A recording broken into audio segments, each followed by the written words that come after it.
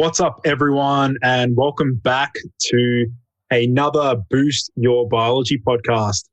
I'm your host, Lucas, and today I'm joined in with yet another very special guest. We have Dr. Dean St. Mart joining me in from Ireland or the UK? Yeah, I live in Ireland and technically the UK. So I live in Tyrone, which is Northern Ireland. Awesome. Well, guys, I'm really excited for today's episode. We're going to be talking all things supplements, hormones, PEDs, potentially a little bit on liver health and just general health optimization. So, Dean, welcome to the show, man. Yeah, thanks very much for having me on, Lucas. I know we've been trying to organise this for quite some time, so I apologise there for the late delay. Nah, no worries. So, Dean, do you want to give my listeners a bit of a summary on like your story and your mission? Yeah, so I'm Dr. Dean St. Mart. I have a Ph.D. in synthetic organic chemistry and fluorescence spectroscopy. And prior to that, I have a double honours degree in chemistry and pharmaceutical chemistry, so into pharmacology. So I was very interested in drug development and drug design. And then obviously that brought me into my Ph.D. But during my PhD, I started to realise that when we develop compounds for medicinal use from the pharmaceutical industry, we tend to try and figure out how we can approach a symptom as opposed to a root cause. So if someone, say, has diabetes, how can we improve blood sugar stability? How can we improve pancreatic beta cell function?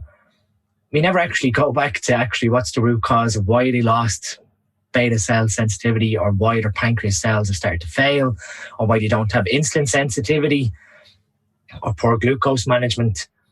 And I started to realize that we generate these compounds as more so like a crutch rather than actually addressing the underlying health issue that's happening in society. So that sort of stemmed me away from going into pharmaceutical drug design, because I just thought it was not a dead end, but it didn't really align with how my philosophies were starting to develop at that point. That I figured, a lot of diseases can be not ultimately 100% corrected, but you can get a lot of symptom relief by going straight for the root cause as opposed to the band-aid of a pharmaceutical compound.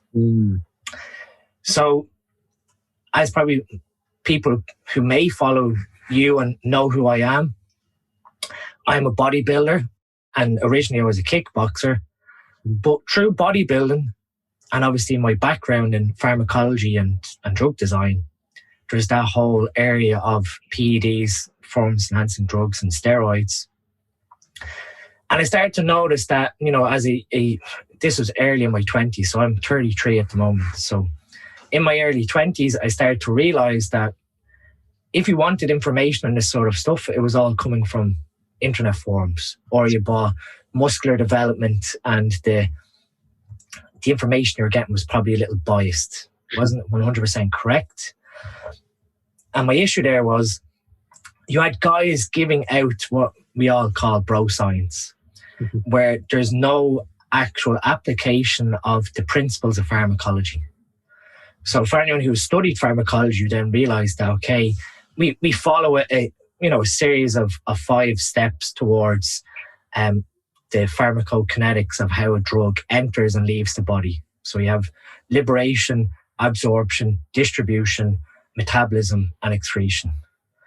And from that, you then understand how drugs pass between bodily systems or bodily tissues, and how they then interact with the body, which is true pharmacodynamics. But telling someone to take like a standardized dose of an anabolic steroid without any sort of, coaching or education towards that pharmacology, in my opinion, was quite dangerous. Because you're basically given a standardized dosing regimen to a population that has so many epigenetic factors that should be considered when we're prescribing these things. Because at the end of the day, prescribing compounds in a medical setting is quite a I guess, detailed and thought out process. It's not, yes, we have standardized dosages for certain compounds, but for majority, we still need to take into account that person's, say, overall health, kidney function, liver function, before actually saying, well, take this drug to fix your problem. So as I was growing up, you could say, within bodybuilding, I started to realize that even the health management side of things was being poorly educated. And we had certain, I guess, principles. I always laugh at this because it's the easiest example, that if someone has a problem with the liver, or they're worried about the liver, the instant recommendation that was starting to happen on forums, this was years ago, was, oh, just take milk thistle or take Live 52, the Ayurvedic Indian herbal medicine. And, it didn't really say to the person, this is what's actually happening in your liver when you take anabolic steroids. Milk thistle and Live 52, yes, there's research there in the literature, but it's probably not going to address the root causes of disease that's happening from your anabolic use. So I started to become, I guess, well known in the UK and Irish bodybuilding scene. Originally, I was an educator for Jordan Peters on his website, and I started to educate people on the root cause, like I said, of why you develop health problems when you take steroids, and how we can maybe go to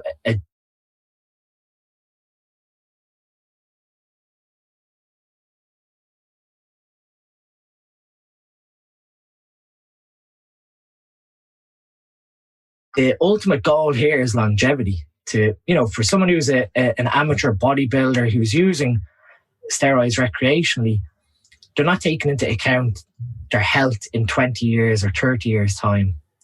I always find that the sort of ignorance is bliss attitude towards anabolic use is quite worrying, because you have probably a period of time in your 20s that you probably can get away risk-free from using steroids, provided your dosages are sensible. But the underlying risk will eventually catch up with you if you're not managing your health effectively over the, say, 15 or 20 years after their use. So I started to, speak up a little bit about it and try to make people aware of, if you are going to recommend the usage of these compounds, you need to take an intelligent approach. You need to understand the underlying biochemistry of how these compounds actually interact within the body. And then the easiest way to sort of manage health with PED use is to do regular health checks. It's like the simplest thing, checking your fasting blood glucose, checking your morning blood pressure, your nighttime blood pressure, and then getting to the more advanced of, maybe quarterly blood work, so every 3 months, get your blood work done. Maybe annually or biannually, getting an echocardiogram done to check the architecture of your heart and ensure that each of the 4 chambers is staying as it should. And if not, you then have a baseline of data collection where if you're getting an echocardiogram every year, every 2 years, when something pops up, you can go, okay, it's probably not wise that I continue on with my usage here, and try and correct some of the damage that's been done. So if we've had left ventricle hypertrophy, or we've had enlargement of the septum, there are certain practices and certain supplements that we have some data towards that can help reverse some of that damage. So I wanted to come at it from the perspective of educating guys that the stigma surrounding AAS use from the medical community is coming from, I guess, a very biased approach to these compounds being dangerous, when in fact they were originally clinically used drugs, which have slowly become shunned over time because obviously how they were taken advantage of by elite athletes. And obviously how we determined, I guess, toxicity of these compounds was through the abuse, and ultimately seeing the detrimental side effects that the abuse has had to elite level athletes, as well as, unfortunately, unknowing amateur athletes who have used high dosages on recommendation from a coach who has no background in clinical pharmacology or any sort of training to that matter of drug usage. So that's sort of a little bit of my background, that my mission overall is to really educate and get guys to understand that if they are going to go down this path of AAS use, we need to take an intelligent approach towards the pharmacology, selectively choose the compounds that we're going to incorporate, and then put in health risk management protocols to ensure that when all said and done, that you are still healthy and your longevity of life is prolonged. Yeah, beautifully summarized, because I think it's just such a huge temptation for, you know, a lot of young men these days between 20 and 30. Like you said, they can get away with quite a lot, but then things will catch up to them in the long run if they're not deploying these harm reduction strategies, or if they don't know what they're doing with someone like yourself, you know, explaining.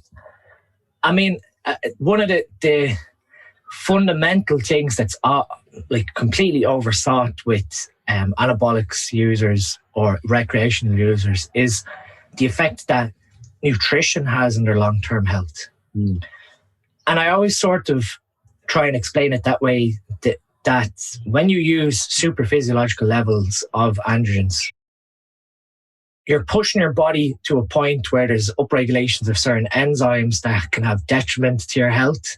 So your liver starts to make more hepatic lipase that destroys your HDL. So now you have less HDL carriers within your blood that effectively recycle triglycerides back to your liver for excretion. You have an upregulation of LDL molecules, which then, depending on your environment and I guess your exposure to, chemicals, toxins, and the foods that you choose to ingest, the oxidation of that LDL becomes the critical factor then to ultimately yielding a cardiovascular adverse event later on in life. And obviously, if you are doing your due diligence to keep your nutrition as healthy as possible whilst using anabolics and ensuring that you're taking in, adequate levels of antioxidants, limiting exposure to pollutants, you're lowering that LDL oxidation potential. So you're sort of moving away from the old paradigm of high LDLs causing cardiovascular disease. And you're sort of coaching that, yes, androgens will upregulate the amount of LDL carriers you make in your liver as an artifact of how they act on your androgen receptors. But increasing the number of LDL molecules doesn't necessarily mean that you're going to have an adverse cardiovascular event later on. The underlying sort of causality comes more so from the LDL ox, and ensuring that you are putting strategies in place to try and limit that LDL oxidation. Because ultimately that's what catches up with you later on in life when you have plaque deposition and calcification in the arteries. That's what hits a 40 or mid 40-year-old previous AS user that's played ignorance is bliss to their AS use in their 20s and ignored their dietary lifestyle for the rest of their, the 20 or so years after using them. So my sort of outset here is that if people are going to go down this route, that it is critical that they take everything into consideration, starting from nutrition all the way to, their sleep and their sleep hygiene, to ensure that their body is adequately recovering from the exposure to what they're putting into their body. So what about, let's sort of look at, because I know we've explored a range of organ systems and things like that. Let's look at one which is very much applicable to a lot of my audience that aren't PED, like that don't use PEDs, and that is like looking at insulin sensitivity. Like, what can people do to ensure that they're optimized for, a high level of insulin sensitivity? So I guess the underlying thing with insulin sensitivity is, I'm sure you're aware, it definitely comes back to your nutritional choices and how the diet is ultimately set up. Then from there, we have genetic differences in people having, again, pancreatic function, and obviously as well, pancreatic lipase secretion. So as we know, high-fat diets tend to induce issues surrounding lowering your insulin sensitivity. So we tend to then hoard adipose through increased triglyceride deposition. And that causes, I guess, cells to lose their GLUT4 sensitivity. So you're now no longer able to shuttle glucose efficiently into the cell. I guess when it comes to viewing that like diabetic model, we have to assess the energy needs of that person specifically. And also, like I said previously, just there a moment ago, the actual genetic, underlying genetic expression of specific pancreatic enzymes for digestion. So you could have people who, again, have pancreatic lipase deficiencies where they're not breaking down fats effectively.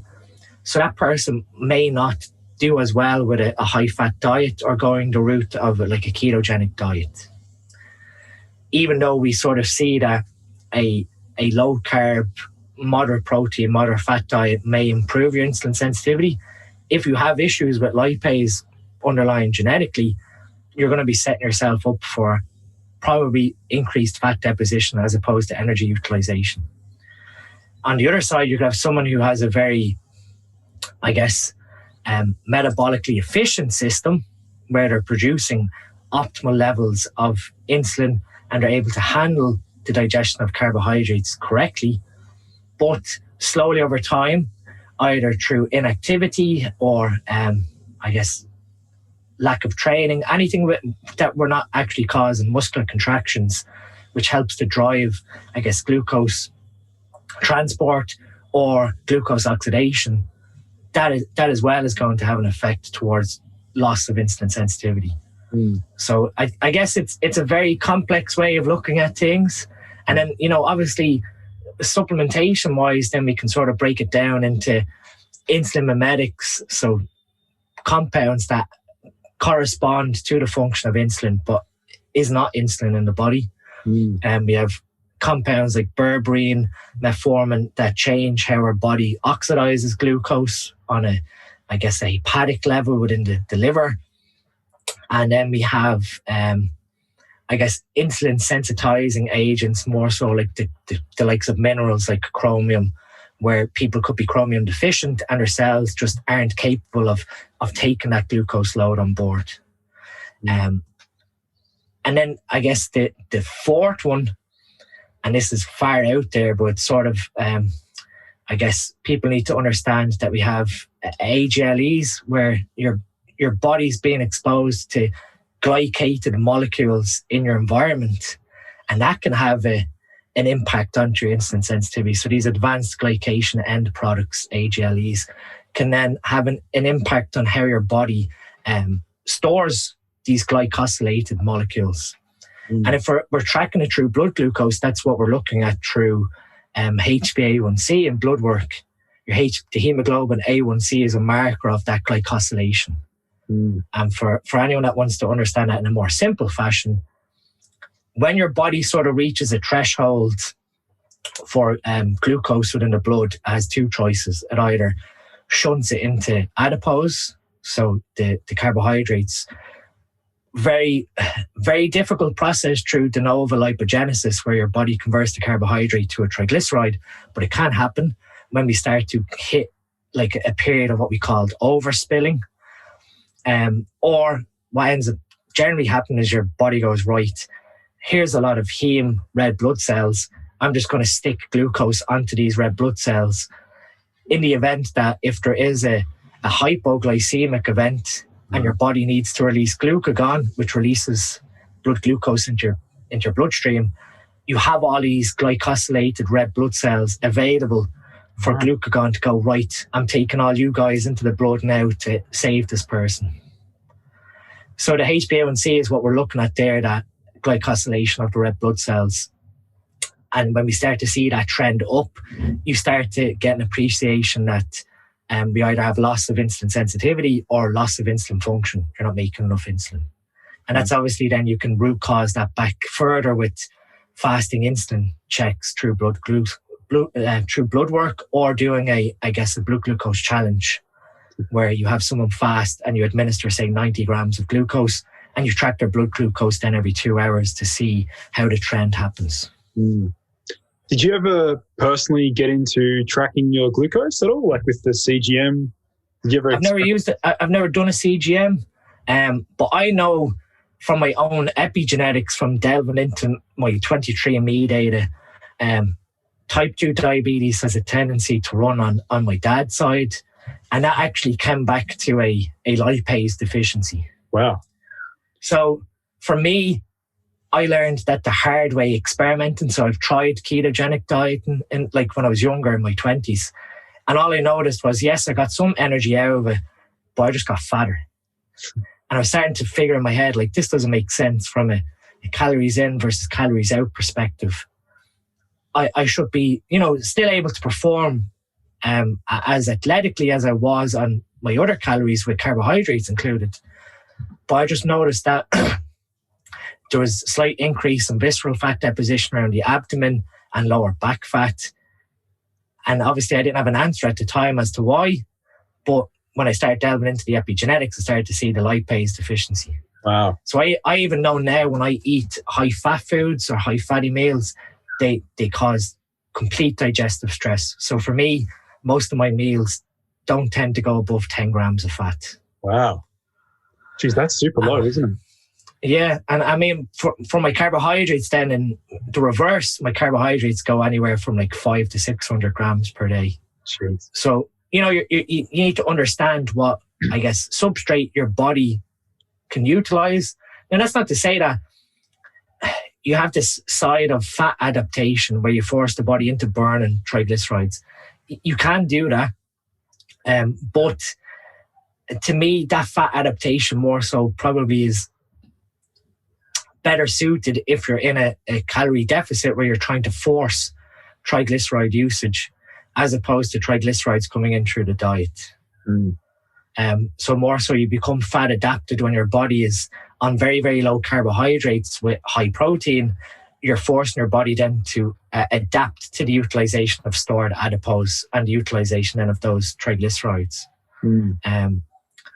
But the whole side of understanding your underlying genetics of how you oxidize fuel is very important, because you can then understand what risks you have towards disease management. Just curious, with the lipase deficiency there, did you obviously does that warrant using digestive enzymes? Like, is that a perfect? It does. Yeah. So if I and the trick here for me is if I take omega-3 supplements like fish oil, I will use a lipase supplement alongside them. Because that's another thing that people fail to understand, is that if you take an omega-3 supplement, if your body is not digesting that fat, that oil correctly, it's just a waste of money. Yeah. And you're sort of trying to get people to get their head around that it's really a food as opposed to a supplement. So when you take your 3 grams of fish oil, if you're not digesting that fish oil correctly, you're just wasting money. So I always include, like, say, 10,000 IU FSP of lipase with, and if I go above 15 grams of fat, lipase is a must. Interesting. Otherwise, I end up with just really bad heartburn from the fats just completely slowing down my digestive tract. Right. Interesting. Dean, I'd like to transition over a little bit away from the longevity and health and more into like the performance enhancement side of things. And I'd like to delve into one of your new products, the pre-pump supplement. So let's talk about like vasodilation and why that's so important for like athletic performance and bodybuilding and things like that. Yeah, so I think from the simplest way to explain it is, if you're not, I guess, if you view the engine of your car as what delivers the fuel to move the parts within a car. And if the pistons within your engine aren't operating correctly, or there's, I guess, loss of compression within the pistons of the engine, your engine performance completely slows down. So vasodilation, when it comes to athletic performance, is sort of that process where you're causing blood vessels to dilate. So you now have increased nutrient delivery, which is like the fuel of your car. So within your blood, you're going to carry nutrients like your amino acids, glucose, electrolytes, antioxidants. All these things are going to beneficial the endothelial health, so that you actually then have facilitation of nutrient delivery to what you could say on a simple level, your injured site. So obviously when you cause mechanical stress and muscle protein breakdown, that is an insult to your body. A controlled insult, but an insult none the same, that causes an inflammatory cascade that your body has to then repair. And that's obviously where we then end up with muscle protein synthesis and the increase in myonuclei that facilitates the muscle growing to accommodate to future stress. So without vasodilation, obviously your heart is never going to stop. So you are pumping blood around your body consistently, otherwise you'd be dead. But by facilitating vasodilation, you're also helping to offset some of the negatives that strength training can incorporate, and that's high blood pressure. So obviously when we're engaging in high intensity exercise, there is a small amount of cortisol that is released, and that can cause acute vasoconstriction. So your blood vessels constrict in response to that. So in other words, if you can keep the blood vessels as dilated as possible for that hour of training, you're constantly delivering fuel to where it's needed. So you're sort of balancing this breakdown whilst training with nutrient delivery for muscle protein synthesis, so that ultimately when you finish training, you're actually beginning the recovery process whilst you're training. And I always found it funny that people, drink tons of carbohydrates while training, thinking that this is fueling their training while they're training, but it's actually causing increased recovery post-workout. So, if you're drinking 50 grams of cyclic dextrin or maltodextrin, any sort of simple carbohydrate while training, yes, some of it will actively contribute to glucose oxidation and fuel usage from it. But really what you're doing there is providing substrates for glycogen synthesis post-workout. Yeah. So as your body's depleting your glycogen, you're putting stuff back in to go, right, here's some glucose to start resynthesizing glycogen, so that for the next training bout, you're adequately recovered to train again. So with the vasodilation sort of pump complex, how I view formulations for supplement needs is I sort of look at the synergy of how the ingredients all, stack with one another and how they can then contribute to an overall effect. So from a simple perspective, if you wanted to cause vasodilation whilst training or on a simple level through supplementation, you could use something as simple as L-Citrulline or a form of citrulline, because you're feeding then into arginine production. So back in like the 90s, there was this whole big push around arginine being an oral supplement that people were taking grams of, thinking that caused vasodilation. Yeah. And all that ended up happening was either get people to runs or severe stomach cramps, because the hydrolysis of it in the stomach is horrendous. Whereas citrulline is sort of the precursor to arginine, and obviously through the enzyme endothelial nitric oxide synthase, so eNOS, that converts your citrulline over to arginine, and that causes your vasodilations. So citrulline is probably the main sort of key component here to helping increase arginine production in the body and causing vasodilation in response, because of the nitric oxide that is produced via the breakdown of arginine within your blood. Now, the issue there is that's sort of just one side of the equation. You have another enzyme called arginase, which is what robs you of your pump. And arginase is what's breaking down arginine before it can actually yield nitric oxide. So there's a seesaw, of being able to increase citrulline levels within the blood.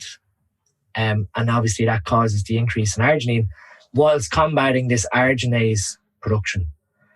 And I think that's sort of where a lot of companies previously used norvaline, which is a isomer of the amino acid valine, and that has an affinity for arginase. So you're sort of using the norvaline to bind onto the arginase and say, okay, off you go. It's going to maintain the arginine content of your blood. So how we can try and maintain arginine levels in the body is preventing its breakdown. And obviously arginase is one side of it, but we also have, pro-oxidants within the blood. So iron, etc., can obviously break down arginine as well. Anything that's going to act as a free radical to take electrons and cause molecular instability. So the acetyl glutathione, this concept came previously from a published paper by Kyowa, which is a well-known pharmaceutical company, and they have a published paper on trademarked Cetria glutathione mixed with 6 grams of citrulline. And this was a concept that was previously used in another formula I was involved with. However, I'm always skeptical of some of the data that companies who pay for their own studies publish. Now, the science is perfect, providing glutathione to your blood. Obviously, there's, again, a caveat to this, because you'll have people arguing that you don't want antioxidants in your blood to cause the hormetic stress of training. But in this scenario, does that outweigh the benefits of vasodilation and nutrient delivery versus introducing some form of antioxidant? And in my opinion, it does. So acetyl glutathione is a acetylated version of glutathione, and glutathione obviously is made up of 3 amino acids. It's a very simple molecule, but those 3 amino acids have potential to be hydrolyzed within your stomach. So if you take oral glutathione, yes, you'll absorb some of it, and we have research to show that oral glutathione raises intravenous glutathione levels through watching what happens to GGT, the gamma-glutamyl transferase enzyme in our body. But if you look at the research very carefully, acetyl glutathione smashes it out of the park, and it's sort of on par to liposomal glutathione. Wow. Now, with liposomal glutathione, I can't put liposomal glutathione into a powder, obviously. So the next best thing to me is to go with the acetylated version of glutathione, which bypasses the stomach. And then when it reaches the gut, you have what are known as acetyltransferase enzymes, and that takes the acetyl group off glutathione. So acetyl group is just a COOH group. It takes that away, and basically the glutathione can then pass through your gut lining and reach into systemic circulation. So the two of those combined, you're sort of maintaining that high level of nitric oxide from the citrulline. Then the rest of the sort of vasodilation complex with the nitrosogene and the vaso-6. So nitrosogene is a arginine silicate compound. So it's a form of arginine that's bound to, I think it's hexasilicate. I think it has 6 silicon molecules surrounding it. But basically what that sort of does is it provides a source of arginine again, and a source of silicate. And silicate is very important for cardiovascular cell structure. It's a very small trace, element in the body that you don't really get through diet. Obviously, you don't want to be eating sand or glass or anything like that. That's a form of silicon. So that helps to then obviously contribute to cardiovascular health and provide even more arginine for nitric oxide production.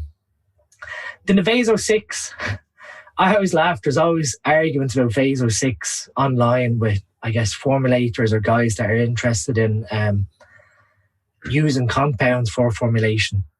So vaso-6 is it's a trademarked, it might actually be patented, I'm not too sure.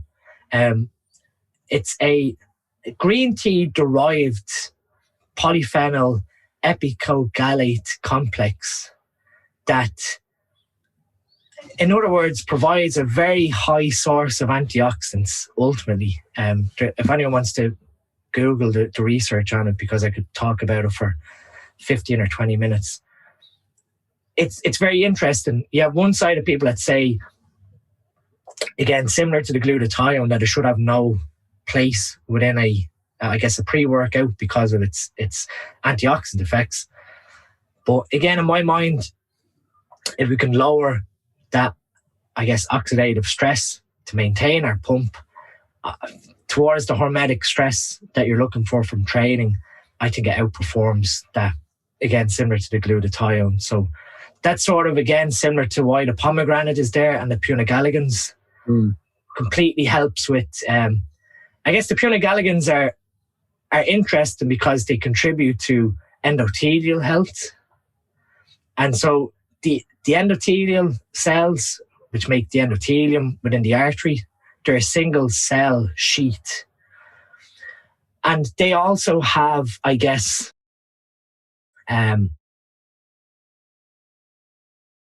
a muscular flexibility, you could say. The cells themselves have a flexibility. And that's where we start to see, obviously, as we get older, the endothelial cells lose their flexibility and start to become more rigid. And that's where we start to see rigidity of the heart, and obviously the rigidity of the heart being able to accommodate stress from high intensity exercise.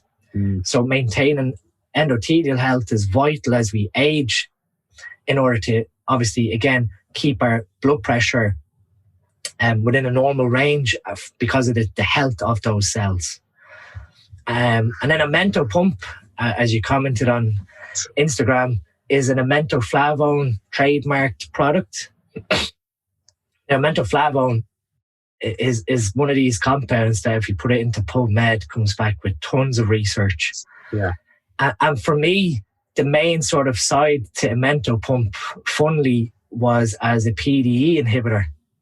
So PDE is phosphodiesterase, and people are probably more familiar with the likes of Cialis or Viagra as the pharmaceutical compounds that stop the degradation of PD5, which is an enzyme within the tissues of the male genital, which then facilitates blood flow to the genital, and then obviously you have then blood trapped within the genital for erection.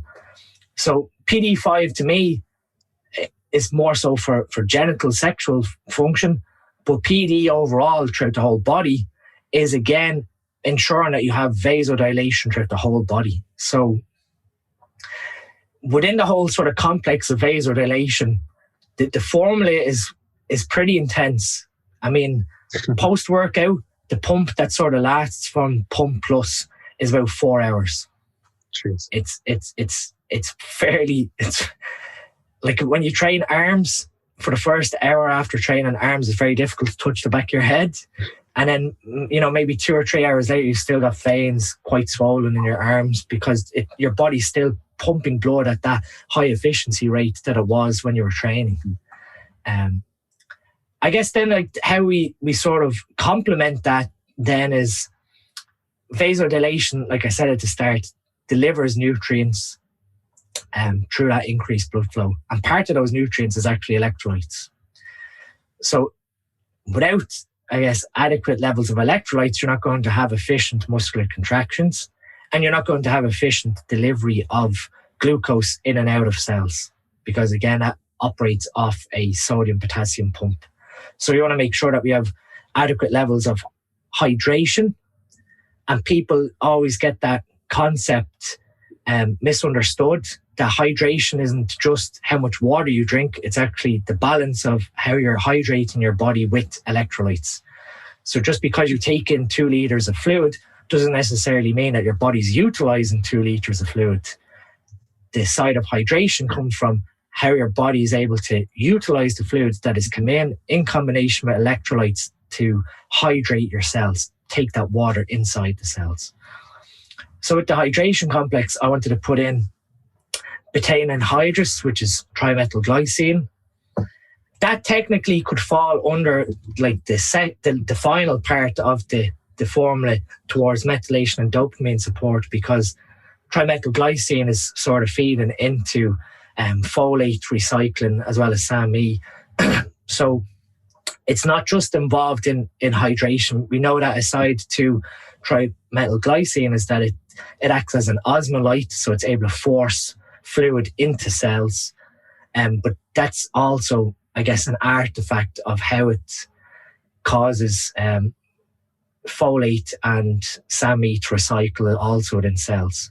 So the rest with them, with the sea salt and the dipotassium phosphate, that's just providing a source of, the sea salt is obviously a source of sodium, and then the dipotassium phosphate is my preferred source throughout all my formulations of potassium, because you're providing a high dose of potassium, but you're also giving the body a source of phosphate.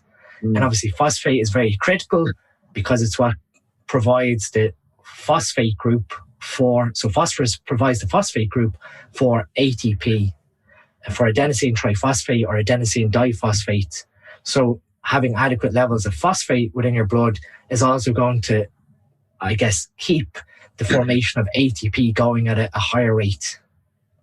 And then like the last part to me was, a lot of people complain that we have pump products on the market that, so you have different demographics within the pre-workout market. You have someone that's sort of looking for just an ergogenic benefit to when they train. And that's obviously coming from enhanced pump. So you have products that facilitate pump. And then you have people that like a little bit of a stim boost or a nootropic sort of cognitive aid to stimulate their mind so that they're more focused for training or having a bad day at work or stressed day at work, that they need to sort of pick me up. And then you have like the third demographic to me, which is people that just like to get off their face on high dopamine driving compounds, monoamine, substrates, etc. So with Pump Plus, I wanted it to have an aspect that if someone just used it by itself, that would be a couple of little things in there that help give you this little cognitive boost without having to rely on caffeine or any sort of other adenosine antagonist. So what I've done there is I included 500 milligrams of phenylalanine, which is similar to tyrosine as a precursor to L-Dopa and dopamine. And then the other two, methylfolate and S-adenosyl monomethionine. Both of these are sort of involved in how our amino acid transporters operate within the brain, and also how our synaptic transport of neurotransmitters is influenced. So folate and SAMe, certain people are going to be folate deficient, certain people are going to be metal donor deficient. So I figured, why not provide a balance of sort of 400 micrograms of methylfolate, sort of a standard dose of folate, and 200 milligrams of SAMe is a standard dose of SAMe. So combining the two together, you're sort of giving it in sort of like a 1:1 ratio. So I shouldn't cause any over-methylation or I shouldn't cause any under-methylation. But for those who are sort of on the balance of under-methylating, it's going to be enough that you're actually going to feel very good, because you're going to increase the storage of neurotransmitters within the brain for transport. And then the SAMe is what encourages the neurotransmitters to be delivered to the other side. So you're sort of balancing that brain chemistry there without causing too many neuronal issues. Now, that was a question someone said to me. If you're taking, like, I have a multivitamin developed with supplement needs with 400 micrograms of methylfolate in it also. And they asked, well, what's the implications of stacking the two together? And to be honest, we have data for like up to like 4 grams of methylfolate being given to people as generally safe. The only, for someone who's an over-methylator and they have, I guess, low folate stores, that could be a problem. Or you could have someone who's an under-methylator and have high folate stores. That's probably the more detrimental one, where you have sky-high folate and your body's not able to do anything to recycle that folate because there's not enough SAMe. That person, again, putting another 400 micrograms of methylfolate in could be balanced then by adding in more metal donors to try and help recycle some of that folate. So I don't see the two of them being a big detriment to someone who's taken like folate or other metal donors, to be honest, at the dosage that's in there. But it's enough to make someone feel very good without having to rely on a caffeine source. Amazing, man. It's a real shame. A lot of other, formulators don't go to that level of detail when they, put together their supplements. Like, there are so many products on the market that just don't have this thorough, thought out structure to it. So it's really awesome to see, and that's why I wanted to bring you on the show, to talk about some of these novel ingredients and how they interact and the synergy and things like that. Yeah, I mean, like with like the pre-workout market, this is sort of 3 years now into formulating for supplement needs. It was a area of the health and fitness industry that I was very hesitant to go into without having a novel idea, without having a series of products where the consumer was getting the benefit of these highly dosed, selective ingredient, well-formulated products, but that I wasn't just putting something out just for the sake of competing. Because, to be honest, the rest of the range that I've formulated sort of stands by itself. So there's no point in just putting a pre-workout together because your rivals have something there as well. So just to fill that product market and try and step on their toes, I was very selective, and I told Lee, who runs Supplement Needs, that I'm waiting till I get a brainstorm of how I can enter the pre-workout market with something that will not change the pre-workout market, but offer something different to consumers and show the consumer that I've put them first. And I always laugh because how I sort of formulate is I'm a little selfish, and I think if I'm making a product, I'm the one that's going to use it too. So I want a product that I'm going to be extremely happy with for myself to use, but show people obviously the underlying formulation science of why I chose X, Y, and Z. And that was why literally last August, I was over in the Supplement Needs headquarters, and I was just brainstorming with Lee, and it just hit me. I was like, actually, I need to get a pen and paper and write this all down, because it started coming into my head of, Pump Plus, the Focus Plus, the Stim Plus. I said to him, like, here's 3 products. This is how we offer the consumers these products. And obviously I started to get to work on the formulations of the ingredients, but the ideas started to come together of, actually, this is how I enter into the market now. And that's how the likes of the liver stack, the heart stack, the kidney and blood pressure stack, all these formulations that I made over the previous years, all focused around the synergy of the ingredients whilst looking at the root cause of what I'm trying to fix. So in other words, like the liver stack looked at how we can end up with certain liver issues from, say, anabolic steroid use or even environmental insult. And one of the main sort of ways there is either insufficient bile flow or insufficient bile acid production, or I guess fatty acid transport within the liver has been compromised. So you now have increased deposition of these fats within your liver, causing non-alcohol fatty liver disease. So with the liver stack, that was like, let's add in TUDCA, which is a tauroacidelic acid, bile acid precursor. Huge fan of TUDCA. I just did a video on it on YouTube. It's a very novel, very versatile bile acid. Yeah, and I mean, how that sort of then, I guess, fixes not liver damage, but bile flow and bile backflow and cholestasis is like a hidden disease within society that has not many symptoms, but when it goes wrong, that's it. It's very difficult or very slow to correct, and that's why we have all these gallbladder surgeries to remove the gallbladder, because it's just filled with gallstones from from that lack of bile acid flow, or I guess adequate bile acid recycling. So I could deliver stack. My thought process there was, let's help that person's bile flow. We'll provide it with a high dose of TUDCA, a high dose of ox bile, which is a synthetic form of bile that we take from cows. High dose of choline and inositol to help with the fatty acid transport out of the liver.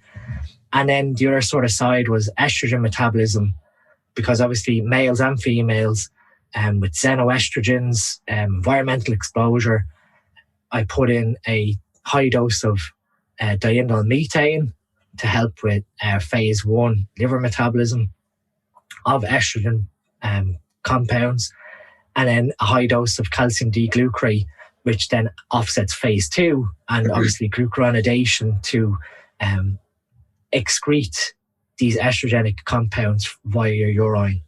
And that sort of encompasses then liver health, in that you're stopping cholestasis and lack of bile flow, and you're helping take some of the stress away from the liver of, if you have, I guess, enterohepatic recirculation of estrogen from your gut, your liver is just constantly trying to get rid of this estrogen and it's going nowhere. So that's sort of like how I view formulating with these, I guess, supplements for supplement needs, is where's the root cause and where's sort of the end goal for the consumer. Amazing. As you were talking about, I want to just quickly share a little bit of research on the amentoflavone. I know you talked about, if you put it in PubMed, you see hundreds of results. I actually think of amentoflavone as the next resveratrol. Like, it's just got so much awesome research, neuroprotection, protecting the liver, protecting so many organs. It's I love it. I just love that ingredient. I think that what happened with resveratrol was that there wasn't enough buy-in into it because of the oral bioavailability. Yeah. But similarly to that, I have a liposomal form of curcumin and resveratrol with supplement needs, because I understand that when people are buying these supplements, when they're buying resveratrol, they're buying curcumin for the curcuminoids, the oral bioavailability of these compounds is really poor. Yeah. And I'd rather someone understand that, okay, you can buy resveratrol maybe for 15 British pounds. You might get a supplement that has 250 milligrams for a month at £15, and the same with a cheap curcumin.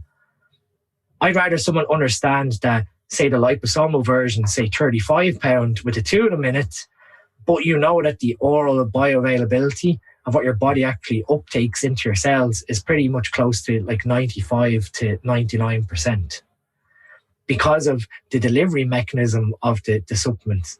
And I think that's sort of where, again, within the supplement industry, people aren't really educated on the delivery method of the supplement makes the difference also. And the delivery form. But yeah, the Amento pump, which is the trademarked form of the specific form of amentoflavone. Again, if you type that into Google, they'll bring up some research that they've done themselves on it too. But it's going into the future. I think, like, if people are just going to regurgitate the same things over and over again, people that don't understand supplements will just go into a supplement store and ask for something and be given anything, because at the end of the day, that company is just looking at sales. Yeah. Whereas what I want ultimately is that someone either goes into a store that stocks supplement needs, or goes through an online retailer and actually understands the science behind the product, and understanding that it's been actually made to augment your goals and to have you in mind, although you're paying sort of a premium price. So, Pump Plus is nearly 40 British pounds for 30 servings. Now, if you break that down, each workout is maybe about £1.20. It's not a huge, it's less than a cup of coffee to ensure that, you're going to be very adequately hydrated and your vasodilation within your blood is going to be sky high. Is that worth versus buying another cheaper product that might be £25, £30. To me, going sort of the route of the premium level and being able to explain to the consumer that this is why it's slightly more expensive, you get that buy-in then to the trust of, you're putting stuff out there with people first and profit second. So Dean, what about, we've got enough time to talk about your latest nootropic formula. Let's dive into that. Let's talk about that. Yeah, let me get it up on the screen because I've got that many formulas in my head that it does be difficult to remember exactly everything specifically. So the nootropic formula, so I have actually two technically nootropic based supplements with supplement needs. I have the AM priming stack, which is like an adaptogen based, you could technically call it nootropic because of the likes of the bacopa and also the periwinkle extract, which has an amount of vinpocetine in it. And that's sort of designed to, I guess, lower morning cortisol or cause adaptation to stress through the adaptogens.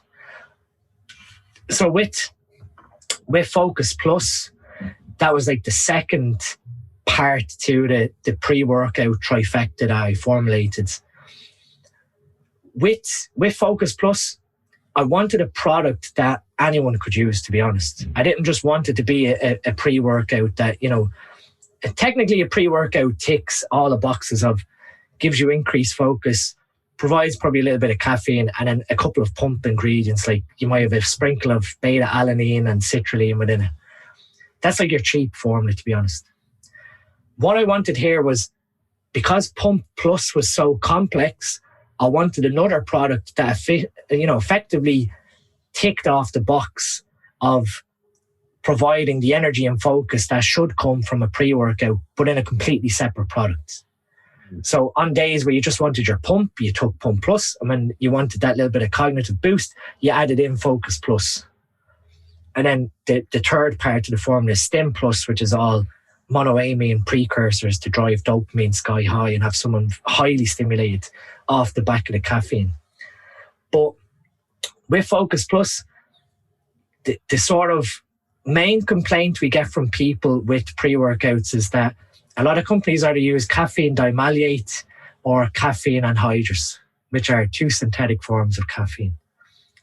Very effective at, obviously, adenosine receptor antagonism and causing alertfulness, but can have some nasty effects either on how the compound is metabolized in the liver and its half-life, remain in the body for hours, depending on that person's, I guess, adenosine receptor gene expression. But also can have quite significant effects to certain individuals on their nervous system health and causing central nervous system activity, and obviously that sympathetic nervous system response, driving again monoamine and dopamine secretion and norepinephrine and anxiety. So I wanted to go the route that you're getting some form of caffeine, but I wasn't just hammering you with synthetic forms. So I went the route of including two trademark forms. First of all, there was Pure Caf, which is a derived form from green coffee extract. So it's still standardized sort of to a caffeine dose rather than putting green coffee bean extract into the product. You're still getting a standardized dose of 100 milligrams of caffeine, but it's derived from coffee bean extract. And then I wanted something that sort of balanced that out with another sort of naturally derived form of caffeine, which is a time-released form that is slowly hydrolyzed in the stomach to enter into your blood system. So what you're doing there is you're providing a slow, steady dosage of caffeine into the body without hammering someone with 200, 300 milligrams of caffeine anhydrous 40 minutes before they train, having them, completely wired. And then after they train, after about 2 hours, all that blood flow, that's been going around the body starts to slow down and you get this crash.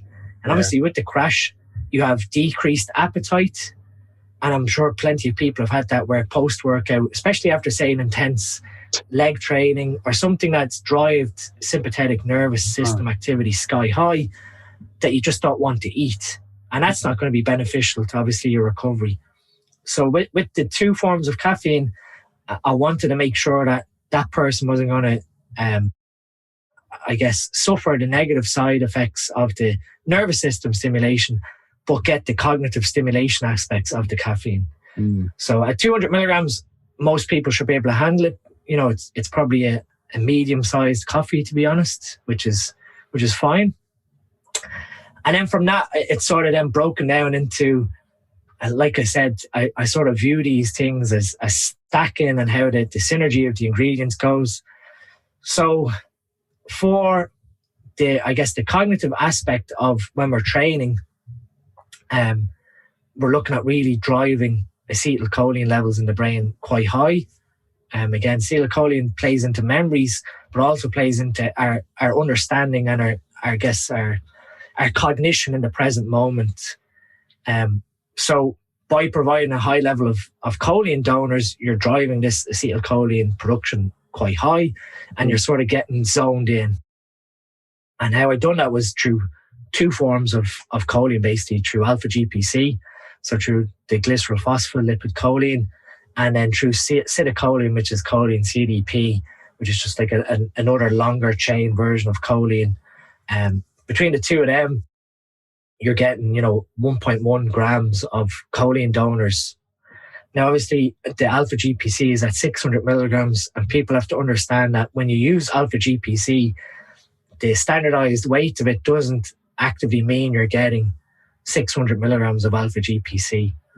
The form that we use is at 50% standardized, which is the highest form you can use. So effectively, you're getting 300 milligrams of choline from that 600 milligrams of alpha GPC. So between those two, you are, effectively causing higher levels of acetylcholine, higher levels of focus and concentration. And then huperzine A, or Huperzine, which is a plant, how that affects your neurochemistry is that it acts as an acetylcholine esterase inhibitor. So as you're creating acetylcholine within the brain, you have this inhibition enzyme that's breaking down acetylcholine within the synapse. So, you're starting to cause degradation of that neurotransmitter and its effects. So with huperzine, you're just prolonging the, half-life or time life of that neurotransmitter within the synapse so that it has a prolonged effect. And it's just a standardized dose of 100 micrograms, which is fair, well tolerated with people. Then the next one is sort of acetyl Carnitine, which is one of these sort of funky molecules that has benefits to, dopamine and serotonin. It also has effects towards mitochondrial biogenesis. It has effects towards, blood flow, cerebral blood flow. There's so many effects that acetyl Carnitine has to your brain that it was just one of these ones that 50 and 100 milligrams, which is a standardized dosage of it, made sense to augment the choline aspect and then the dopaminergic aspect through what I feel is like a really sort of euphoric blend that I've put in here, where you're getting 1.5 grams of L-Tyrosine. So that, like we said a while back with phenylalanine, that's the precursor to dopamine. So here I'm just bombarding your brain with dopamine precursors. So you're getting 1.5 grams of tyrosine. You're getting 500 milligrams of mucanopurines, which is a plant that has a standardized amount of L-Dopa within it. So it's sort of like the Griffononia plant for 5-HTP. So you're providing the body with, without having to do the tyrosine dehydroxylase enzyme, you're bypassing that and you're providing straight L-Dopa that then just needs P5P to go off the dopamine. And then the 500 milligrams of DL-phenylalanine as well. So you're looking at 2.5 grams here of dopamine precursors that when you take this sort of, how I view this product is, it's not like your typical pre-workout where you want to take this like half an hour before you train.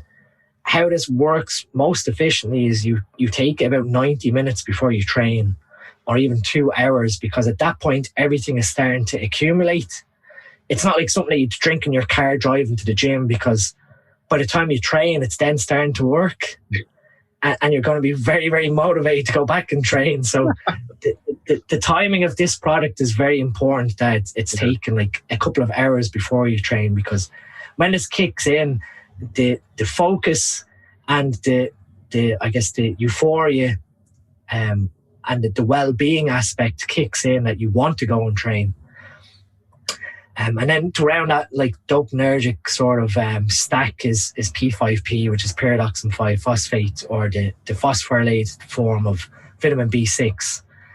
And again, that's involved with, the neurotransmitter transport from synapse to synapse, as well as the conversion of L-dopa to dopamine within the brain also.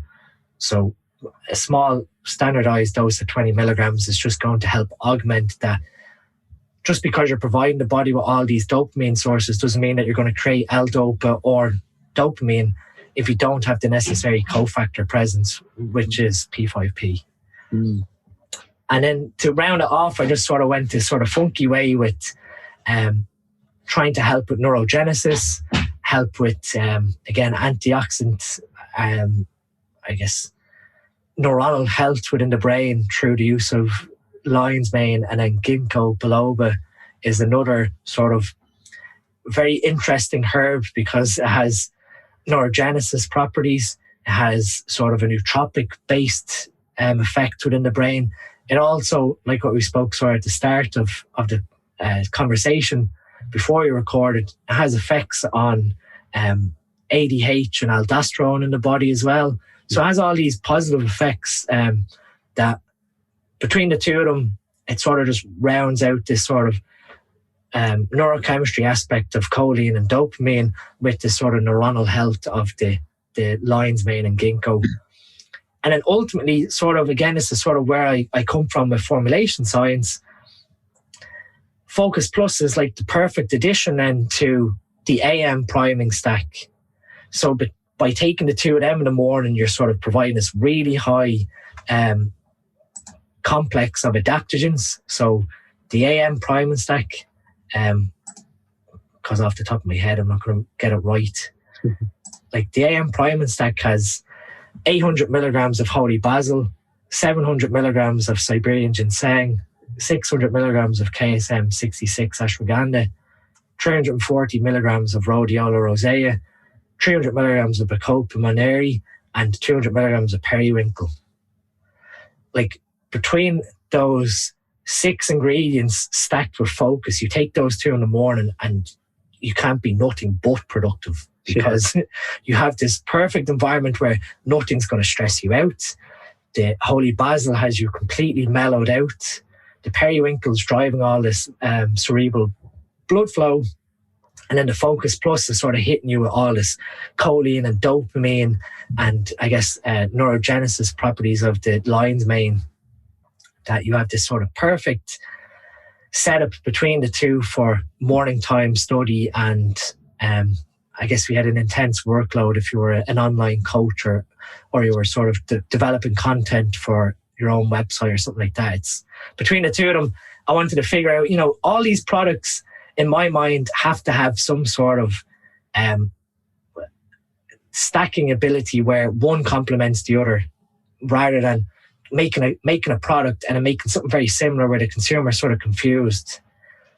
You make it very easy that you can say to your consumers that, okay, if you take AM priming and Focus Plus, this is how the two of them act synergistically to one another, rather than causing conflict within your brand with products that don't actually match one another. And that's what I've had to be very careful with the brand, is that there is no overlap. And so far, I think we're at 45 products and about 30 specialized stacks that I've managed to, like, some days I think, where am I going next with these formulas? Because sooner or later I'm going to run out of ideas. So So that'll be a challenge then when all said and done, when I'm sort of like at the end where I've got I've got pretty much every sort of base covered within the fitness and health industry towards supplementation.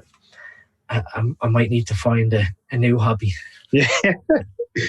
Well, for those listening in, I'll make sure to have these selected products on my website so that they can, learn more about them, and they can purchase them through my website and stuff. And I'm going to help with some education side of things. Like we'll get some blogs so people can learn more about them.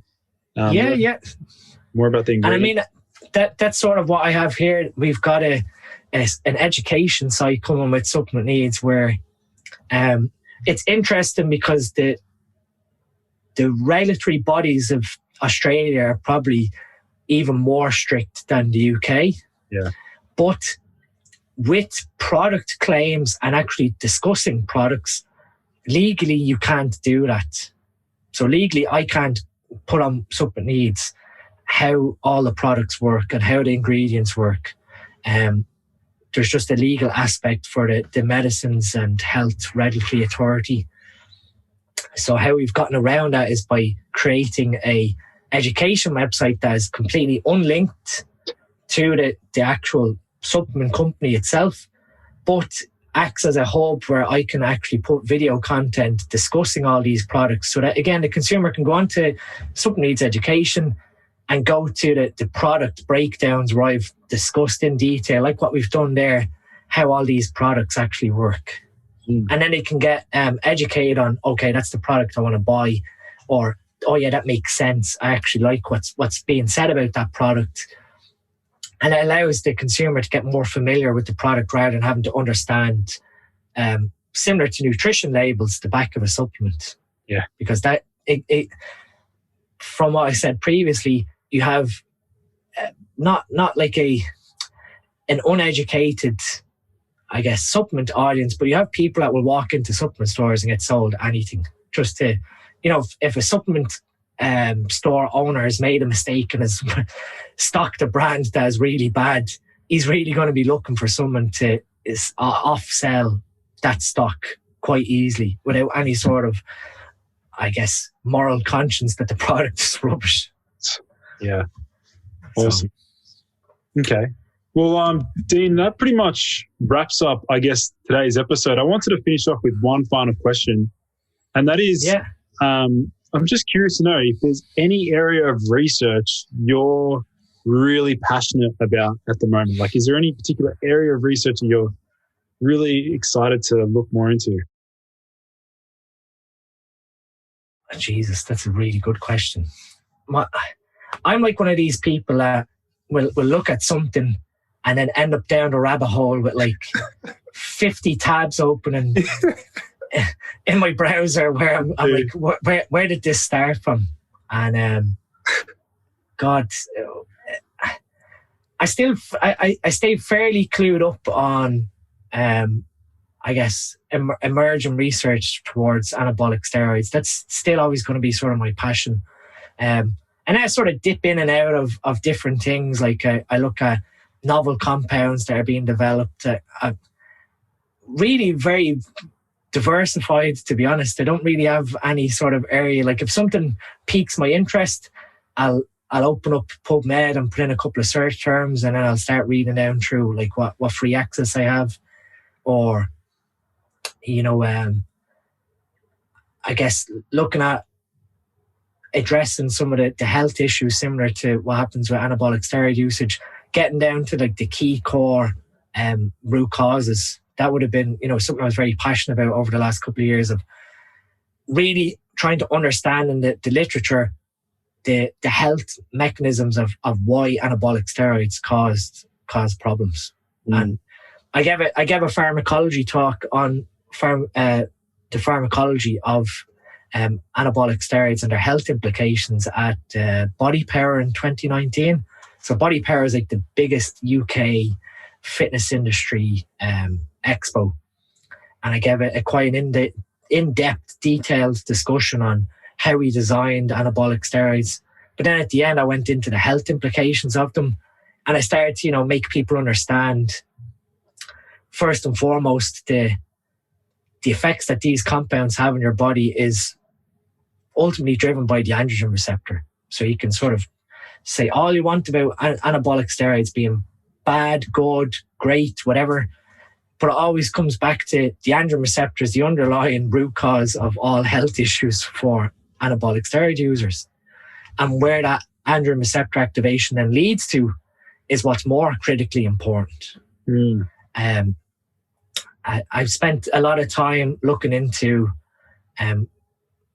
the sort of neurochemistry of anabolic steroids. So that is probably an area that I'm very interested in, because it's an underappreciated side effect to anabolic steroids. And it is something that globally is now going to probably become similar to the low testosterone endemic we have within society. This mental health aspect towards anabolic steroid abuse is going to start coming to the forefront. And it's either going to come in the form of increased beta amyloid plaque deposition within the brain. So people now start developing Alzheimer-like symptoms very early on into their 30s from huge levels of abuse in their 20s. We could have, I guess, the development of schizophrenia, manic depressive disorder, because we have this complete imbalance towards dopamine transport and increases in serotonin because of how anabolic steroids influence your brain. And I just feel that within the next, say, 15 years, we're going to see a lot of, I guess, A&E cases of people who are suffering quite badly with mental health because of the irresponsible coaching that they received or advice that was received online towards some of the quite neurotoxic steroids. Like we're starting to really appreciate that the likes of Trenbolone and more than likely 19-nortestosterones like Nandrolone play a factor in towards oxidative stress within the brain and causing neuronal deficits. And unlike other systems of the body, I guess we all understand that the kidneys are probably the main sort of major health issue to an anabolic steroid user that is a silent killer that can't be reversed. So when you end up at stage 2 kidney disease, there's not much we can do except try and prolong your life and put interventions in place to prolong your life. The brain is sort of the underappreciated one, where when we get to a point where there's, I guess, loss of neuronal plasticity, where the brain now is no longer functioning correctly, or the neuronal threshold, which is something that is a very interesting thing that people, again, going off on a tangent, androgens stimulate dopamine transport in the brain, as well as estrogen more so. When you go back to a normal physiological level of testosterone, or you crash your levels post-use while you're waiting for the HBTA to recover, your neurons still have this threshold where they're looking for this sky-high dopamine in order for you to get aroused, or for you to seek pleasure or reward or have drive in your life. And most anabolic users don't understand that post-use, that neuronal threshold is way out here, versus when you were natural, was maybe over here. That no matter what you do, sexual dysfunction is going to be present because you're no longer exciting your brain to the same level as when you were on sky-high levels of androgens. And what ends up happening is you get this vicious cycle of androgen steroid-induced hypergonadism, which in other words is that person could be completely fine from a HBTA perspective. So their pituitary and their testicles are producing testosterone and fertility hormones, the LH and FSH, without issue. But they're now at a point where the neurons in their brain are looking for this sky-high neurotransmitter activation, that the only way they're sort of getting back there is going back onto using steroids and forcing their neurochemistry back in that direction. And that is a huge complaint of people who use steroids and come off, that loss of libido and sexual function is present, even though their blood serum levels are fine, and they end up getting ignored by GPs and conventional medicine because everything in the serum looks correct, but they fail to acknowledge that the neurochemical side effects that have happened from that high use is present. And to be honest, with I guess neuronal excitation and the high level of dopamine, it's very difficult to correct that without patience and allowing the neurons to become desensitized to that high threshold of neurotransmitter, so you fall back to your sort of normal level of neurotransmitter. And that's sort of something that I get involved a lot with consultations with people surrounding, AAS use and post-cycle loss of libido. And I guess it's disheartening trying to explain to them that you've sort of gotten your position through your high testosterone usage or your high androgen usage, and there's not much that we can do here. I mean, on one side, you can sort of coach them and say, similar to what's in Focus Plus, you can plow their body with dopamine precursors to try and match what that neuron is looking for in terms of dopamine. But in the long term, that means every single day you're going to have to try and drive dopamine activity sky high in order to feel stimulated, versus explaining to them that you need this fire to sort of die off a little bit. And the only way you can do that is by removing dopamine stimulation. So it's like you're trying to explain to them, okay, you can't participate in anything that's like highly engaging dopamine wise. You can't do anything like pornography or anything like that, or masturbation, all these sort of things that stimulate dopamine. And they're sort of trying to get in their head what you're trying to explain to them.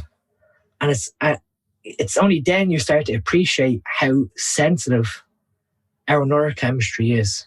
And that's probably an area that I delve in and out of with the research, because it's coming. We're going to see, we have 18 and 19-year-olds abusing steroids because some big guy in the gym has told them to take X, Y, and Z, without actually, for one thing, like I said, cardiovascular health, kidney health, liver health, to me, they're not like... So the cardiovascular health, like I said, will catch up with you eventually. And the kidney health, if you're ignorant, you'll destroy your kidneys. Your liver is quite resilient, but your mental health, regardless of quality of life, towards if you have an issue with your heart, where you develop heart failure or you develop kidney issues, if your mind goes in you and you're developing Alzheimer's or you're developing cognitive deficits where you can't remember telephone numbers or you can't remember directions, that to me is what's going to really impact your quality of life and put a big burden on the healthcare of society. Cool. So, yeah. Cool. So I guess maybe, Dean, for my listeners, if they want to learn more about you and like your supplements, where can they find you? Yeah, so my Instagram is DeanSTM, so DeanSTM. The supplements that I formulate with is Supplement Needs, so that's Supplement Needs, supplementneeds.co.uk. And on there you'll find all the Supplement Needs range. And I think they do ship to Australia. Now, I do understand that shipping to Australia can take some time, and it is something that we will look to obviously expand distribution out to Australia at some point. But if people want to check it out, they will ship and try and do as good of a package as possible, I guess, on the shipping. And I have a YouTube that's the same handle, DeanSTM, but I don't really put too much on there, to be honest. I just don't have enough time. So the SN Education, as I said during the podcast, that's going to be sneducation.com. That's going to launch in the next, I'd say, 4 or 5 weeks. And like I said, that's going to have a full product breakdown library of videos where I'm discussing all of the formulas. So if people want to keep an eye out for that, that's sort of where you're going to catch me now in the next while. Awesome. Dean, thanks so much for coming on the show, man. It's been an absolute pleasure having you. Yeah, no, it's my absolute pleasure, Lucas. Like I said, it's it's been on my list, unfortunately, and I'm glad now I've been able to schedule it in. It was an awesome chat. Awesome, man. Well, thanks everyone for tuning in to yet another episode of the Boost Your Biology podcast. I look forward to seeing you guys in the next episode.